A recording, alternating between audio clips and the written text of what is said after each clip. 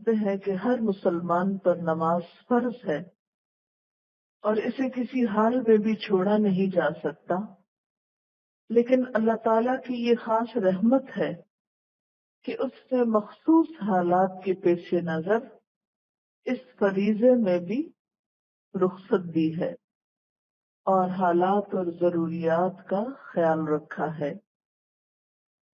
اس آیت سے یہ پتہ چل رہا ہے کہ اگر انسان سفر میں ہو اور کوئی خوف و خطر کی حالت ہو تو نماز میں کمی کی جا سکتی ہے، لیکن احادیث سے پتہ چلتا ہے کہ نبی صلی اللہ علیہ وسلم نے صرف خوف ہی کی حالت میں نہیں، امن کی حالت میں بھی نماز میں قصر کی۔ یالا بن امیہ کہتے ہیں کہ میں نے حضرت عمر رضی اللہ تعالی عنہ سے کہا کہ اللہ تعالیٰ فرماتا ہے کہ اگر تمہیں کافروں کا خوف ہو تو نماز میں قصر کرو، اور اب تو ہم سب امن میں ہیں۔ حضرت عمر نے جواب دیا، اس بات پر میں نے تعجب کیا تھا، یعنی مجھے بھی یہی خیال آیا تھا، اور رسول صلی اللہ علیہ وسلم سے اس کا ذکر کیا تو آپ نے فرمایا یہ ایک صدقہ ہے جو اللہ نے آپ پر کیا ہے، لہذا اس کا صدقہ قبول کرو، یعنی خوف کے علاوہ بھی سفر میں نماز قصر کرو۔ صدقۃ تصدق اللہ بہا علیکم فاقبلوا صدقتہ، یہ بخاری اور مسلم کی روایت ہے کہ یہ تم پر اللہ کی ایک خیرات ہے، تم اس کی خیرات کو قبول کرو۔ تو رسول اللہ صلی اللہ علیہ وسلم اور صحابہ کرام نے جب بھی سفر کیا تو نماز میں قصر کیا، اور اس سے اس کا سنت مؤکدہ ہونا ثابت ہے، یعنی اس کی تاکید ہے کہ سفر میں قصر کی جائے۔ بہت سے لوگ قصر کر کے کچھ تسلی محسوس نہیں کرتے، وہ سمجھتے ہیں کہ شاید انہوں نے کوئی گناہ کا کام کیا ہے، تو ایسا نہیں سمجھنا چاہیے، اس کو خوشی کے ساتھ قبول کرنا چاہیے۔ اللہ تعالیٰ پسند کرتا ہے کہ جس طرح اس کی دی ہوئی پابندیاں انسان قبول کرتا ہے، اسی طرح اس کی دی ہوئی رخصت قبول کرے۔ پھر یہ ہے کہ یہاں خوف کا لفظ اس لیے بھی ذکر کیا گیا کہ غالب احوال عربوں کے یہی تھے۔ اس وقت سارا عرب جو تھا دارالحرب بنا ہوا تھا۔ احد سے احزاب کے بیچ کا دور جو ہے وہ بہت فتنے کا دور تھا، ہر جگہ ایک جنگ کی سی کیفیت محسوس ہوتی، تو ان مخصوص حالات کی وجہ سے یہاں خوف کا بھی ساتھ ذکر کیا گیا، اور اسی وجہ سے بعض صحابہ نے اپنی یہ مشکل پیش کی تھی تو حضور صلی اللہ علیہ وسلم نے اس پر انہیں تسلی دی۔ اب سوال یہ پیدا ہوتا ہے کہ کتنا سفر ہو جس پہ قصر کی جائے، کس سفر کو سفر کہا جائے گا؟ نبی صلی اللہ علیہ وسلم نے وضاحت کے ساتھ قصر کی کوئی مسافت متعین نہیں کی، یعنی اس کا کوئی مائلیج نہیں بتایا، تاہم جمہور صحابہ، تابعین اور ائمہ کرام رحمہم اللہ نے رسول اللہ صلی اللہ علیہ وسلم کے اس سفر کی مسافت کا اعتبار کیا ہے جس میں آپ نے قصر کی تھی، اور وہ کیا تھا؟ حضرت عمر رضی اللہ تعالی عنہ نے اپنے دور خلافت میں ایک عورت کے سفر پر محمول کرتے ہوئے اس دور کے 9 میل کی مسافت کو سفر قرار دیا تھا۔ 9 میل کی مسافت کو سفر قرار دیا جو آج کل کے پیمانے کے لحاظ سے 25 کلومیٹر بنتا ہے۔ یہ پیمانہ کس نے مقرر کیا تھا؟ حضرت عمر رضی اللہ تعالی عنہ نے۔ اور اس میں کیا تھا کہ 25 کلومیٹر تک، یعنی اتنی مسافت کہ جس کو انسان ایک رات میں جا کر واپس پیدل نہ آ سکے، وہ مسافت قصر کی مسافت قرار پائے گی۔ لیکن اس کے علاوہ کچھ دوسری روایات میں 48 میل بھی ذکر کیا گیا ہے کہ اگر کوئی شخص 48 میل سفر کرتا ہے تو اس میں وہ قصر کرے۔ ایک اور روایت سے پتہ چلتا ہے کہ نبی صلی اللہ علیہ وسلم جب 3 میل یا 9 میل کے سفر پر نکلتے تو 2 رکعت پڑھتے۔ ذرا دوبارہ سے میری ساری بات کا خلاصہ سن لیں۔ سوال یہ ہے کہ سفر کی تعریف کیا ہے؟ کتنے سفر پر قصر ہوگی؟ کیا ہر سفر باعث قصر ہے؟ سفر کس کو کہا جائے گا؟ نبی صلی اللہ علیہ وسلم نے خود اس بات کی کوئی وضاحت نہیں کی، کوئی مائلج آپ نے خود مقرر نہیں کیا۔ بعد میں صحابہ کرام نے آپ کے طرز عمل کو دیکھتے ہوئے کچھ چیزیں متعین کی۔ اب اس میں یہ ہے کہ جب ایسا معاملہ آتا ہے جس میں قیاس کیا جاتا ہے تو خود بخود آراء فرق ہو جاتی۔ اس میں 2-3 رائے ہیں۔ ایک رائے کیا ہے؟ 48 میل کی، جو عام طور پر فقہا کی رائے ہے۔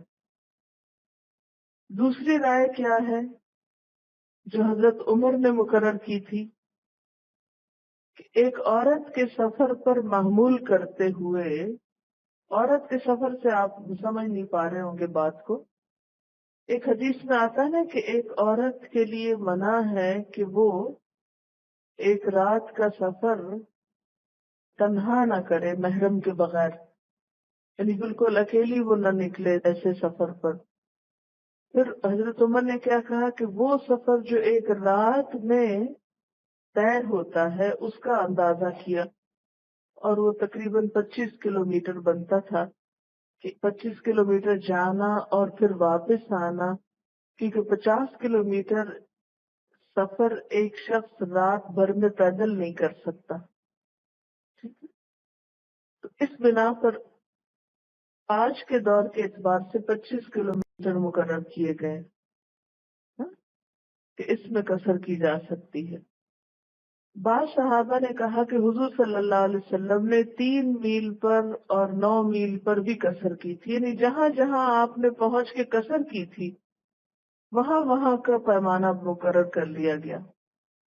لیکن پھر بعض میں کچھ اور لوگوں نے کہا کہ نہیں، چونکہ آپ لمبے سفر پر نکل رہے تھے تو اس بنا پر تھوڑی دور جا کر بھی آپ نے قصر کر لی۔ اب اگلا سوال یہ ہے کہ اگر ایک سفر لمبا ہے لیکن آپ ابھی اپنے شہر سے نکلے ہی ہیں تو کتنی دور جا کر آپ قصر کر سکتے ہیں؟ تو اس کے لیے حکم یہ کہ جب انسان آبادی سے نکل جائے، شہر سے نکل جائے۔ قصر کی کیسے جاتی؟ قصر میں 4 رکعتیں 2 پڑھی جاتی ہیں۔ یہ فرض نماز میں ہوتی ہے، سنتوں میں نہیں ہوتی یا نفلوں میں نہیں ہوتی۔ 2 رکعتیں اور 3 رکعتیں پوری پڑھی جاتی ہیں۔ نبی صلی اللہ علیہ وسلم فجر کی سنتیں نہ سفر میں چھوڑتے نہ حضر میں چھوڑتے، ہر جگہ پڑھتے تھے۔ اس لیے فجر کی سنتیں تو پڑھی جاتی ہیں لیکن اس کے علاوہ کوئی اور سنت نہیں پڑھی جاتی۔ ہاں، نوافل اپنی خوشی اپنے شوق سے جو جتنے چاہے پڑھتا رہے، کیونکہ آپ صلی اللہ علیہ وسلم سے یہ بھی ثابت ہے کہ آپ سواری پر بھی نفل پڑھتے رہتے تھے، کیونکہ وہ تو آپ کے اپنے اوپر ہے، جب آپ کو وقت ملے آپ نفل پڑھیں۔ لیکن فرض نماز آدھی ہوگی، کون سی؟ جو 4 رکعتیں ہیں، اور 3 اور 2 پوری ہوگی۔ سنتوں میں صرف فجر کی سنتیں ہوں گی، باقی سنتیں نہیں ہوگی۔ کیونکہ فرض جب آدھے ہو گئے تو سنت کس لیے پڑھی جائے گی، الا یہ کہ حضور صلی اللہ علیہ وسلم کا کوئی طریقہ ہو. اور باقی نوافل تو وہ تو آپ کی اپنی چوائس پر ہے، گھر میں بھی اور باہر بھی جتنے آپ چاہیں پڑھیں. پھر اسی طرح یہ ہے کہ سفر میں نماز جمع بھی کی جا سکتی، قصر کے علاوہ جمع بھی ہو سکتی. پھر اسی طرح بیمار کے لیے کیا حکم ہے کہ اگر کھڑا نہیں ہو سکتا تو بیٹھ جائے، بیٹھ نہیں سکتا تو لیٹ جائے، وغیرہ وغیرہ. نماز جمع کیسے ہوتی؟ جمع ایسے ہوتی ہے کہ ظہر کے وقت میں عصر بھی پڑھ لی جائے یا عصر کے وقت میں ظہر پڑھ لی جائے. اصل میں سفر کس کو کہتے ہیں؟ ہر انسان کا ایک گھر ہوتا ہے اور باقی دنیا اس کے لیے سفر کی جگہ ہوتی. تو جو آپ کا اپنا گھر ہے، جہاں آپ مقیم ہیں، جہاں آپ کی ایک روٹین ہے، وہ تو آپ کا گھر ہوگا. باقی خواہ آپ پیرنٹس کے گھر جائیں یا سسرال کے گھر جائیں یا رشتہ دار کے گھر جائیں، جب آپ 25 کلومیٹر تک چلے گئے تو خواہ کسی بھی دوست یا رشتہ دار کا گھر ہے، اس میں پھر قصر کی جا سکتی ہے. کیونکہ اس میں کوئی یہ شرط نہیں بتائی گئی کہ صرف آپ کسی غیر کے گھر میں قصر کریں اور اگر رشتہ دار کا گھر دوسرے ملک میں تو وہاں آپ قصر نہیں کریں. بے شک روز آنا جانا ہو، ہاں 15 دن کی بات ہوتی ہے نا کہ اگر 15 دن تک آپ کا قیام ہو تو آپ قصر کرتے رہیں، لیکن 15 سے اوپر اگر آپ کو رہنا تو پھر آپ بھی مقیم ہو جائیں گے. جائیداد کا ہونا یا نہ ہونا کوئی حضور صلی اللہ علیہ وسلم سے ایسی چیز ثابت نہیں ہے. کیونکہ آپ دیکھیں کہ صحابہ کرام جب ہجرت کر کے مدینہ گئے تو مکہ میں ان کی جائیدادیں پیچھے تھیں، اگرچہ وہ چھوڑ چکے تھے، لیکن جب دوبارہ مکہ آئے تو ان لوگوں نے قصر پڑھی تھی. اس میں چند ایک احادیث آپ کو سناتی ہوں، ٹھیک ہے؟ نبی صلی اللہ علیہ وسلم نے فرمایا کہ کوئی عورت ایک رات بھی محرم کے بغیر سفر نہ کرے. یہ بخاری کی روایت ہے. گویا اتنی مسافت جہاں سے ایک انسان پیدل رات کو اپنے گھر واپس نہ پہنچ سکتا ہو وہ سفر ہے.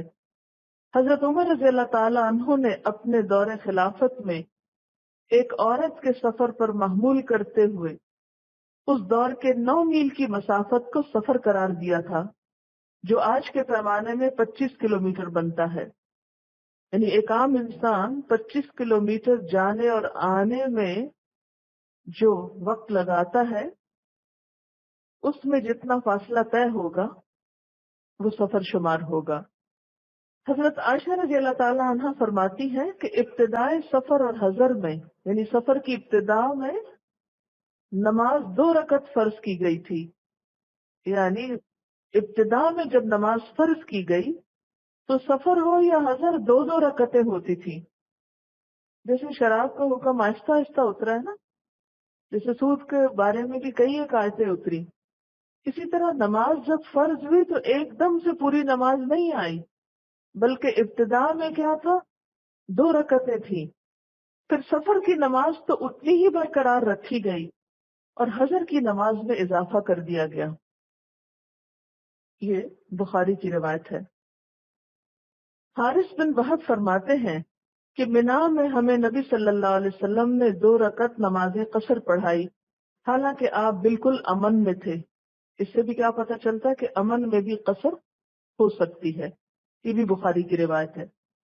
یعلا بن امیہ کہتے ہیں کہ میں نے حضرت عمر سے کہا کہ اللہ تعالیٰ فرماتا ہے کہ اگر تمہیں کافروں کا خوف ہو تو نماز میں قصر کرو، اور اب تو ہم امن میں ہیں. حضرت عمر نے جواب دیا اسی بات پر میں نے بھی تعجب کیا اور رسول اللہ صلی اللہ علیہ وسلم سے ذکر کیا تو آپ نے فرمایا یہ ایک صدقہ ہے جو اللہ نے آپ پر کیا، لہذا اس کا صدقہ قبول کرو. حضرت عبداللہ بن عمر کہتے ہیں کہ میں نے رسول اللہ صلی اللہ علیہ وسلم کو دیکھا کہ جب آپ کو سفر میں جلدی ہوتی تو مغرب کو مؤخر کر کے 3 رکعت پڑھتے